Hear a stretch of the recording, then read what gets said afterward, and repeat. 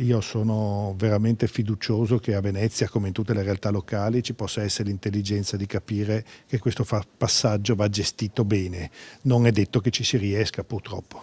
La parola d'ordine è restare uniti. Il coordinatore o ex coordinatore del PDL veneziano Alessandro Danesin non insiste sulla scelta di campo dei militanti tra Forza Italia e Nuovo Centrodestra. La priorità, sostiene, è continuare a lavorare insieme per costruire un'alternativa all'attuale governo della città. Io sono dell'auspicio che la cosa possa essere di due partiti molto più che alleati, ma di due partiti divisi temporaneamente e destinati a riunirsi. A Venezia non ci sono falchi e colombe, sostiene Danesin, ma persone intenzionate a lavorare insieme. Speriamo in una ricomposizione di una frattura che appare tutt'altro che insanabile.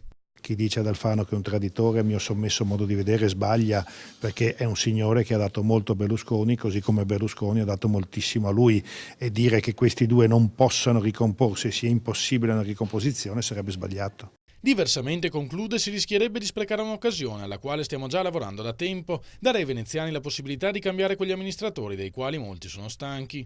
Noi con 1 anno e mezzo di anticipo abbiamo già incontrato circa 400 simpatizzanti e in modo molto sommesso tutta una serie di realtà cittadine. Mai come questa volta percepiamo la sensazione che se il centrodestra sarà in grado di avere candidati adeguati, programmi veri, la città è sicuramente disposta a provare a cambiare dopo 20 anni.